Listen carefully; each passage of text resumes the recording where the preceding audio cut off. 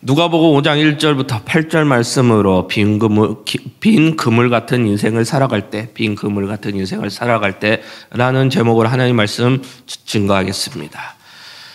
베드로는 카톨릭과 개신교 모두에서 잊혀진 존재다. 이 말은 작가 마이클 카드의 표현입니다.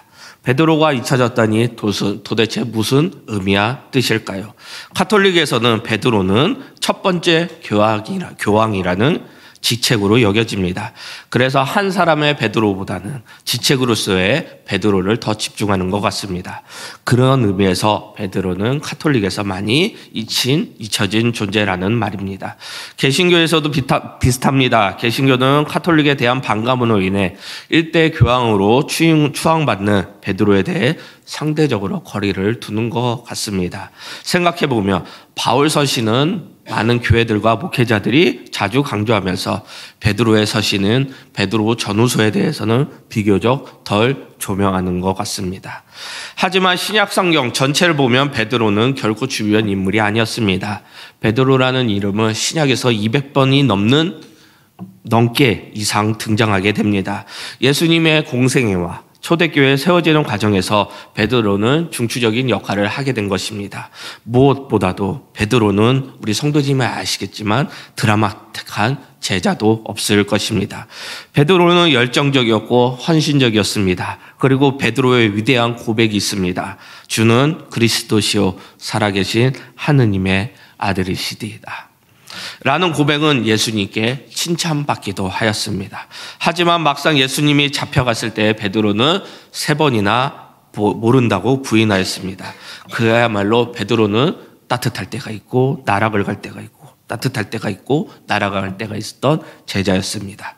그래서일까 베드로의 모습은 왠지 우리와 똑같은 것 같습니다. 쉽게 넘어지고 쉽게 흔들리고 쉽게 약해지는 모습이 우리와 같은 모습인 것 같습니다.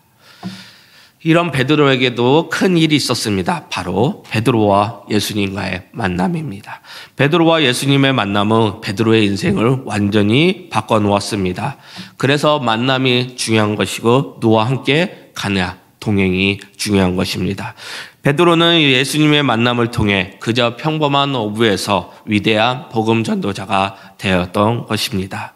1절과 2절 말씀입니다. 무리가 몰려와서 하나님의 말씀을 들을새 예수는 게네사렛 호숫가에 서서 호숫가에 있는 배 2척이 있는 것을 보시니 어부들은 배에 나와서 그물을 씻는지라. 누가복음 5장을 보면 예수님이 베드로를 찾아오시는 장면의 말씀이 나옵니다. 아침에 베드로는 갈릴리 바닷가에서 그물을 씻고 있었습니다. 전날 밤 베드로는 밤새도록 물고기를 잡았고 아침이 되어 그물을 씻고 있는 중입니다. 그렇게 해야만 다음 날 다시 물고기를 잡으러 갈 수 있기 때문에 그물을 정비하고 씻는 것입니다. 그물을 손질하는 베드로는 무척 힘들었을 것입니다. 왜냐? 결과물이 없었기 때문에 밤새 아무것도 잡지 못했기 때문입니다.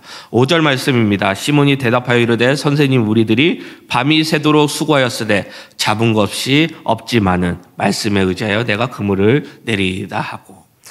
유진 피터스는 메시지 성경에서 이 장면을 이렇게 번역하였습니다. 피레미 한 마리도 잡지 못하였다.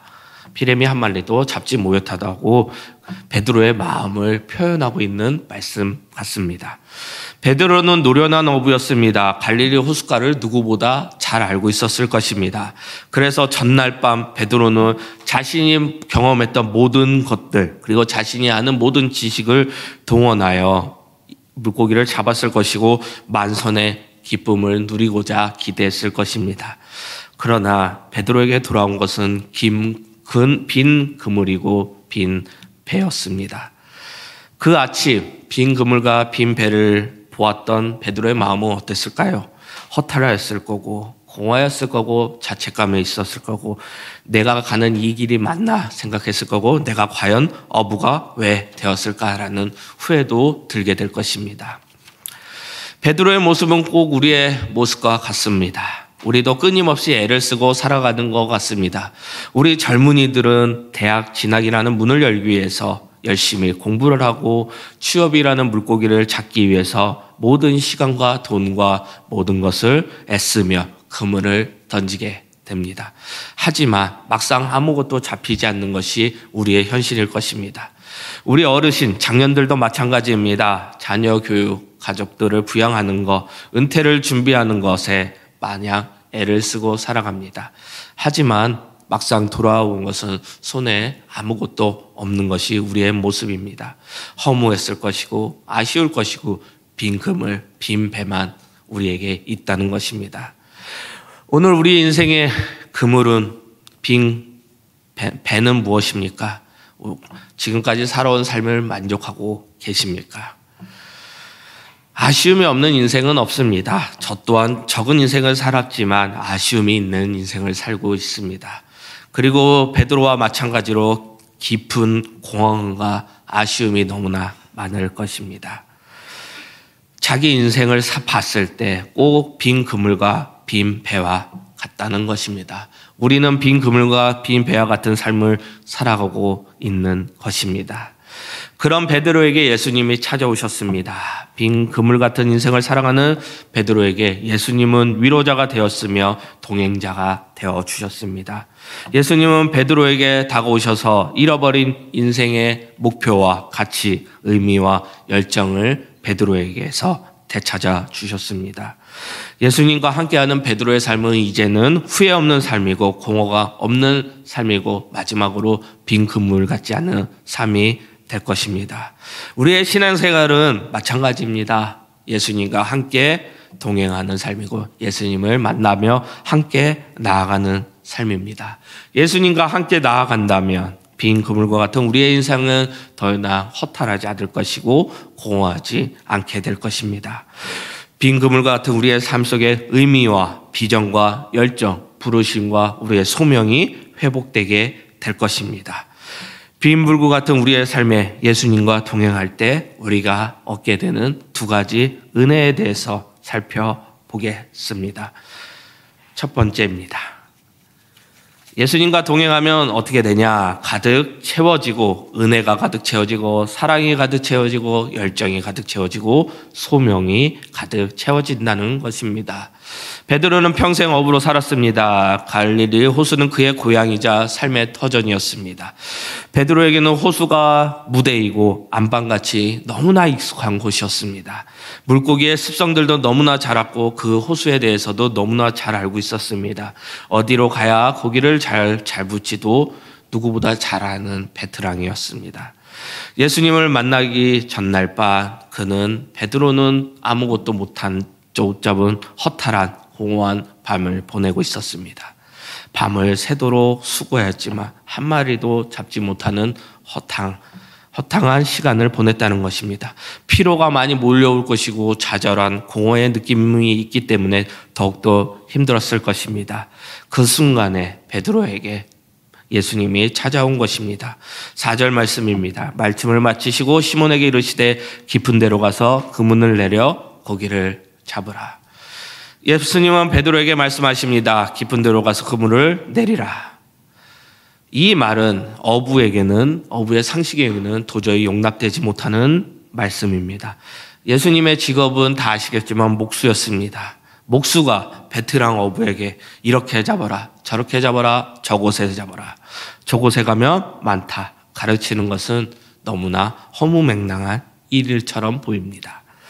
그럼에도 베드로는 일단 순종하였습니다. 말씀대로 깊은 데로 그물을 내렸고 그러자 놀랍게도 많은 물고기가 잡혔습니다. 그물이 터질 정도였고 자신의 배에 실지 못할 정도였기 때문에 동료들의 배에 와서 겨우 나누어 다 실었습니다. 근데 베드로는 어떤 모습이었습니까?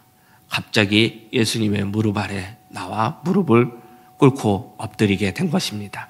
8절 말씀입니다. 시몬 베드로가 이를 보고 예수님 무릎 아래 엎드려 이르되. 그리고 예수님 이 모습을 보면 베드로의 행동에 이해가 가십니까? 물고기를 잡고 기뻐해야 될 베드로였는데 갑자기 나는 죄인입니다 라며 예수님 앞에 엎드리고 있는 베드로의 모습입니다. 생각해보면 베드로가 정말 그렇게까지 죄인이었을 겁니까? 아닙니다. 베드로는 단지 밤새 물고기를 잡으러 나갔고 아무것도 못 잡은 어부였을 뿐입니다. 어부로서의 정말 성실히 임했을 것이고 단지 결과가 좋지 못하였을 것입니다. 죄가 있다면 피레미 한 마리도 못 잡은 그것이 죄였을 것입니다. 그런데 왜 베드로는 예수님 앞에 엎드려 죄를 고백하고 있는 것입니까? 베드로는 온 힘을 다했지만 물고기 한 마리도 잡지 못했습니다. 그런데 어제는 어부의 상식으로 도저히 납득할 수 없는 시간과 장소에 그물을 던졌을 뿐인데 예상과 반대로 그물이 찢어질 정도로 고기를 잡은 것입니다. 상상해 보시기 바랍니다. 베드로가 그물을 끌어올릴 때 자기의 눈으로 똑똑히 보고 있을 것입니다. 물고기가 정말 메어 터지듯이 그물이 찢어질 정도로 배에 가득 찬 모습을 말입니다. 이 모습을 정확히 표현하면 자기가 그물을 던져서 물고기가 잡은 것이 아니라 자기가 던진 그물 안에 물고기가 밀려쳐 들어오는 것 같은 장면을 보게 된 것입니다. 그 순간 베드로의 생각이 무너진 것 같습니다. 지금까지 내 경험과 지식과 능력으로 어부로서 잘 먹고 잘 살아왔다고 생각했을 것입니다. 근데 그게 아니었다라고 베드로는 생각합니다. 단지 나는 그물을 던졌을 뿐인데 하나님이 그 그물 안에 물고기를 넣어주셨기 때문에 내가 여태까지 먹고 살았던 것이구나. 이렇게 베드로는 깨달았다는 것입니다. 베드로의 모든 생각, 사고, 세계가 가치과 모든 신앙과 믿음이 바뀌게 되는 순간인 것입니다. 하나님 없이 내 힘으로 내 인생의 그물을 치고 살아간다면 그 삶 자체가 바로 죄라는 것을 깨달았다는 것입니다. 하나님 없이, 하나님과 상관없이 모든 시간과 모든 생각이 다 내 멋대로, 내 생각대로 살아간다는 것이 죄인 것입니다. 그것을 알게 된 것이 베드로였습니다. 베드로는 그래서 예수님 앞에 엎드리고 고백하는 것입니다. 나는 죄인입니다. 나를 떠나소서. 우리에게도 적용해 보면 다음과 같습니다. 우리가 살아가는 인생의 바다 가운데 우리가 원하는 것을 잘 찾고 계십니까? 자녀분들이 있는 분들은 자녀를 떠올리시기 바랍니다. 자식 농사가 정말 내 뜻대로 되고 있습니까? 무언가를 잡을만 하면 손가락 사이로 빠져나가듯 놓쳐버리고 있는 것이 자녀들의 농사입니다. 건강은 어떻습니까? 내 건강을 스스로 유지할 수 있다고 생각하십니까? 그렇지 않습니다. 오늘 숨 쉬고 오늘 밥 먹고 오늘 움직이는 것이 내일 장담할 수 없는 것이 우리의 인생일 것입니다. 사업은 어떻습니까? 오늘 일이 잘 풀리고 모든 것이 잘 되는 것처럼 보이지만 그게 모든 것이 내가 잘해서일 것입니까? 주식을 해본 사람, 코인들을 해본 사람 알 것입니다. 내가 잘해서 되는 것이 아닐 것입니다. 학업도 마찬가지고 우리가 맺는 관계도 다 마찬가지라는 것입니다. 하나님이 우리 인생의 그물에 필요한 만큼 물고기를 넣어주시는 그 은혜가 있기 때문에 우리는 그저 그물을 끌어올리고 있는 것입니다. 우리도 베드로처럼 예수님 앞에 엎드리며 고백해야 되는 것이 사실입니다. 우리는 예수님과 상관없이 내 인생에 그물을 던지고 잡고 내 힘으로 살아왔습니다. 그 시간들을 정말 그렇게 앞으로도 살아갈 수 있다고 생각했던 모든 것들이 잘못되었습니다. 그것이 죄입니다. 이제는 모든 것을 회개하며 예수님과 동행하며 살겠습니다. 이것이 우리의 신앙의 시작점이 되어야 되고 베드로같이 살아가야 할 것입니다. 베드로전서 5장 10절 말씀입니다. 모든 은혜의 하나님 곧 그리스도 안에서 너희를 부르사. 베드로는 우리를 부르시는 하나님을 모든 은혜의 하나님이라고 말합니다. 우리 하나님은 모든 은혜의 하나님이십니다. 여기서 모든은 우리가 처해 있는 모든 상황, 모든 세대, 모든 시간을 말하는 말씀입니다. 그러므로 우리는 하나님이 어떤 사람이든지 어떤 처지에 있든지 은혜를 베풀어 주시고 사랑하시는 모든 은혜의 하나님이시라는 것입니다. 예수님은 왜 인간의 몸을 입으시고 이 세상에 오셨습니까? 하나님이 우리와 함께 하기 위함입니다. 메시아의 탄생을 알리는 천사는 요셉에게 이스라엘 선지자를 인용하여 이렇게 말합니다. 마태복음 1장 23절 말씀입니다. 보라, 처녀가 잉태하여 아들을 낳을 것이요 그의 이름은 임마누엘이라 하리라 하셨으니 이를 번역하연즉 하나님이 우리와 함께 계시다 함이라. 임마누는 우리와 함께라는 뜻이고 엘은 하나님이라는 뜻입니다. 그러므로 임마누엘은 하나님이 우리와 함께 계시다라는 뜻입니다. 예수님이 우리와 함께하기 위해 인간의 몸을 입고 이 땅 가운데 오셨습니다. 그리고 메시아로서의 사역을 마치시고 이 땅을 떠나 승천하실 때에도 볼지어다 내가 세상 끝날 때까지 너희와 함께 있으리라 라고 말씀하셨습니다. 예수님은 처음에도 우리와 함께 하시는 분이시고 마지막에도 함께 하신다고 강력하게 약속의 말씀을 주셨습니다. 예수님을 믿는다는 것은 예수님이 나의 구원자라는 사실을 믿는 것이 아니라 나를 구원하신 하나님이 지금도 나와 함께 하신다는 그 사실을 믿고 나아가는 것입니다. 그 믿음을 가지고 이 땅 가운데 나아가는 것이고 허무하고 허탈하고 공허한 삶을 살아가는 우리에게 이 사실을 꼭 기억하는 예수님의 바람이 있는 것입니다. 우리가 왜 선교 현장에 나아갑니까? 왜 그들에게 예수 그리스도를 전파합니까? 바로 처음부터 끝까지 예수님이 우리와 함께 하시고 은혜를 베푸시고 우리와 천국 소망을 주시기 위해 우리가 선교를 나아가는 것이고 전도를 하는 것입니다. 이 세상의 그 누구도 나의 삶, 나의 광야의 바닷길에서 나를 지켜줄 수 없습니다. 사망의 음침한 골짜기에서도 나와 동행하는 사람은 없습니다. 아무도 내 인생을 책임져 주는 사람도 없고 대신 살아주는 사람도 없습니다. 오직 임마누엘의 하나님, 전능하신 하나님이 우리를 지켜주시고 내 인생을 책임져 주셔야 합니다.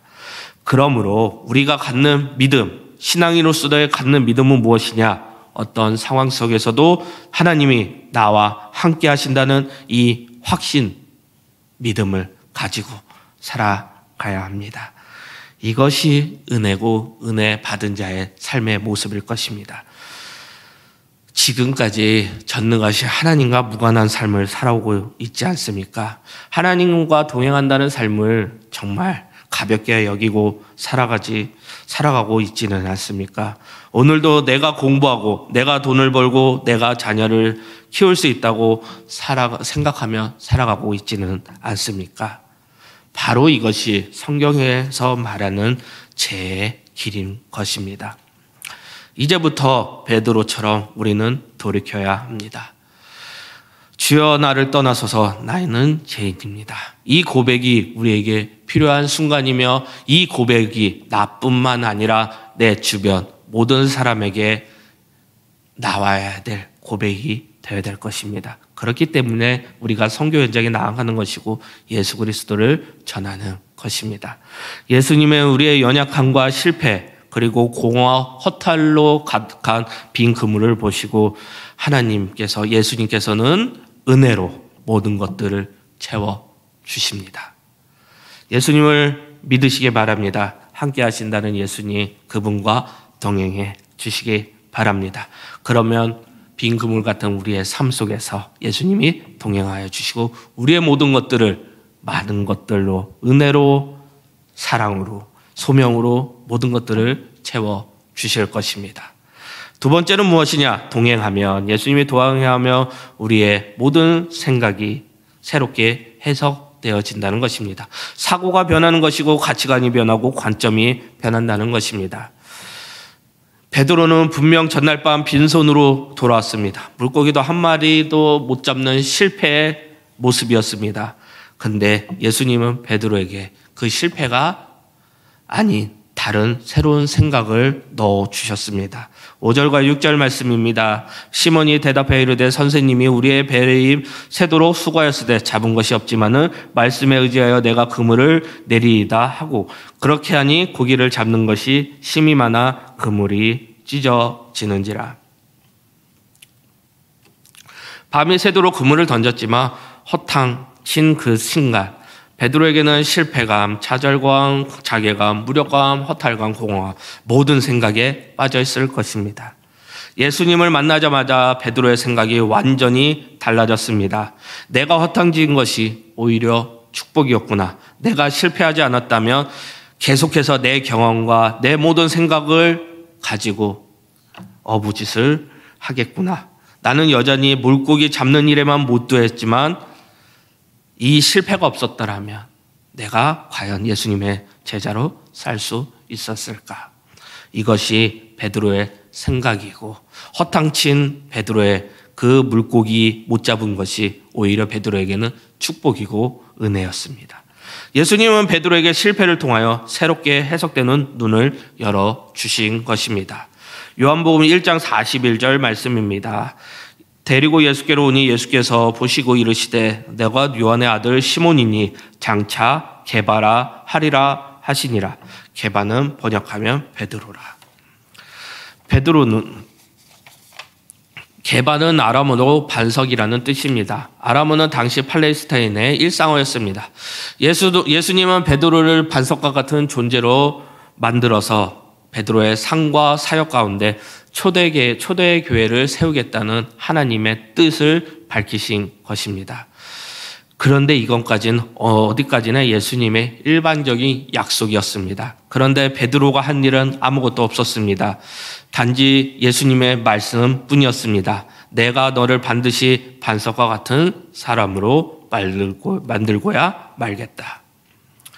복음서를 보면 베드로는 처음부터 반석 같은 사람이 아니었습니다. 혈기를 다스리지 못하고 깨어 기도할 때 잠들게 일수이며 무리를 걷다가 파도를 한 번 치니 놀라 가라앉기도 했습니다. 그는 반석이 아니라 위로가 필요한 너무나 연약한 사람이었습니다. 말 그대로 깨지기 쉬운 돌멩이였습니다. 그런데 예수님은 그 돌멩이를 반석으로 빚어 가셨습니다. 사도행전에 등장하는 베드로는 복음서의 베드로와 전혀 다릅니다. 사도행전에서 나타나는 베드로는 바위에 면모를 갖춘 반석 같은 모습이었습니다. 갈라디아서 2장 9절 말씀에 또 기둥같이 여기는 야고보와 게바와 요한도 내게 주신 은혜를 알므로. 바울은 초대교회의 기둥 같은 세 명의 지도자를 언급합니다. 누구입니까? 야고보와 게바와 그리고 요한입니다. 야고보는 예수님의 친동생 야고보의 사도고 게바는 바로 베드로입니다. 베드로는 초대교회의 기둥이 된 것입니다. 이 모든 것이 바로 예수님의 약속의 말씀, 반석이 되겠다는 그 말씀이 된 것입니다. 사도 바울도 마찬가지입니다. 그는 하나님의 사람이었습니다. 수많은 교회를 세우고 복음을 전하며 위대한 업적을 남겼습니다. 하지만 그의 육체 질병에는 가시가 있었습니다. 바울은 그 병을 낫기 위해서 3번이나 간절히 기도했습니다. 병이 나아야만, 바울의 생각은 그거였습니다. 병이 나아야만 더 멀리 하나님 말씀을 전하고 복음을 전할 수 있다는 생각이었습니다. 그는 그렇게 생각했지만 하나님의 응답은 아니었습니다. 바울은 평생 그 병을 안고 살아야 했을 것이고 당연히 낙담하였을 것입니다. 하지만 예수님은 바울에게 새로운 마음가짐을 갖도록, 새로운 가치관을 갖도록, 신앙관을 갖도록 주셨습니다. 고린도서 12장 9절과 10절 말씀. 나에게 이르시기를 내 은혜가 내게 족하도다. 이는 내 능력 약한 데서 온전하여 짐이라 하시니라. 그리어 도리어 크게 기뻐함으로 나의 여러 약한 것들에 대하여 자랑하리니 이는 그리스도의 능력이 내게 머물게 하려 함이라. 그러므로 내가 그리스도를 위하여 약한 것들의 능력과 궁핍과 박해와 공고를 기뻐하노니 이는 내가 약한 그때 강함이라. 바울은 마침내 깨달은 게 된 것입니다. 내가 질병 가운데 있는 것도 이 약함도 나로 하여금 교만하지 않도록 붙들어 주시는 하나님의 배려라는 사실을 알게 된 것입니다. 내가 약할 때 오히려 하나님의 강하심을 더욱더 선명히 드러낼 수 있구나. 자신의 고질병, 약함에 대해 새로운 생각, 새로운 해석을 하게 된 것입니다. 이렇게 되니까 바울은 기쁨으로 사역을 하게 된 것입니다. 이처럼 우리가 예수님을 만나고 예수님과 동행하게 될 때 예수님은 우리의 인생에 새로운 해석을, 새로운 생각을 주게 될 것입니다. 고난과 실패, 질병을 맡아드릴 때, 그리고 많은 어려움이 있을 때 그 자체로 끝나는 것이 아니라 하나님께서는 우리를 더 깊은, 하나님을 더 깊이 만나는 시간으로 인도하는 것입니다. 모든 것이 합력하여 선을 이루게 하시는 하나님의 은혜 가운데 우리가 들어갈 수 있도록 그렇게 해 주신다는 것입니다. 이 사실을 기억해 주시기 바랍니다. 제가 매주 빠지지 않고 보는 것이 있습니다. 바로 유재석의 예능 프로그램이죠. 유퀴즈 on the 블럭. 왜냐하면 일반 사람들의 삶을 알 수 있고 그들의 삶을, 그리고 그들의 생각을 알기 때문에, 그리고 제가 많은 설교에서 아마 여기서 많이 데리고 오고 있습니다. 그 중에 한 사람입니다. 이소은 씨라는 사람입니다. 그는 가수로 활동하였고 뉴욕에서 변호사를 하고 있습니다. 28살에 미국으로 유학을 떠나 노스쿨 입학시험을 준비했지만 시험을 망쳐서 좌절하였습니다. 모든 것을 포기하고 한국으로 돌아오고 싶을 때 어머니에게서 편지가 왔다고 합니다. 딸아, 너의 실패를 축하한다. 지금의 실패가 5년 뒤 너의 인생의 큰 발전의 동력이 될 것이다. 이소은 씨가 시험으로 실패한 것은 사실입니다. 하지만 어머님의 편지로 인해 그녀에게 새로운 생각과 새로운 해석이 들어가게 된 것입니다. 실패가 아니라 미래를 위한 동력이 된다는 것입니다. 어머니를 통해 이소은 씨는 실패에 대한 새로운 해석을 갖게 되었고 안목을 갖게 된다는 것입니다. 우리도 마찬가지입니다. 예수님이 우리와 동행하게 된다면 우리의 삶의 모든 것들이 새로운 해석을 갖게 될 것이고 예수님이 주시는 그 생각을 알아가고자 노력하게 될 것입니다. 저 또한 실패의 시간이 없었겠습니까? 많은 실패의 시간을 지나왔고 이 자리에 섰습니다. 베드로처럼 그물을 던지고 물고기는 늘 반대편에 도망치는 것과 같았습니다. 무엇 하나 내 생각대로 내 마음대로 되는 것이 없었습니다. 하지만 그 답답함의 시간, 공허의 시간, 허탈함의 시간, 하나님은 더욱더 저를 단단하게 만든 것 같습니다. 제 능력, 그리고 세상의 능력, 허세, 자랑들을 다 내려놓게 만드는 것 같습니다. 하나님 한 분이면 충분합니다. 이 고백이 지금 저에게도 여전히 있습니다. 근데 저도 이 고백을 하기까지 정말 많은 시간이 있었던 것 같습니다. 어느 누구도 저의 도움이 되지 않습니다. 단순히 딱 한 분, 하나님만 그렇게 되는 것 같습니다. 하나님은 가장 저를 좋은 자리로 인도해 주신다는 그 사실을 저는 믿고 있습니다. 답답한 시간이었고 힘든 시간이었고 돌아보면 정말 그 시간을 왜 살았나 하게 될 것입니다. 하지만 그 순간들은 지금 저에게는 유익한 시간이었고 저를 성숙하게 만든 시간 같습니다. 제가 늦게 신학을 시작하고 대학도 늦게 가고 하지만 그 모든 시간, 제가 일을 하면서 겪었던 모든 사람들, 그리고 제가 봤던 모든 순간들, 그리고 정치적으로나 사회적으로나 문화적으로나 경험할 수 있었던 것들, 그리고 학원에서 울부짖는 재수생들의 모습들, 그리고 교회에서 많이 슬퍼하는 청년들의 모습들, 그리고 대학생들, 그것이 저를 단단하게 반석으로 만드는 것 같습니다. 이것이 저뿐만이겠습니까? 우리 성도님들에게도 예수님이 베드로에게 만든 것처럼 여러분들 한 사람 한 사람을 하나님 나라의 반석으로 키우고 세우시길 바랍니다. 예수님을 믿으시고 그 약속의 말씀을 믿으시길 바랍니다. 베드로는 아마 나중에 이렇게 고백할 것 같습니다. 빈 그물로 허탈한 그 밤, 그날은 나의 최고의 날이었다.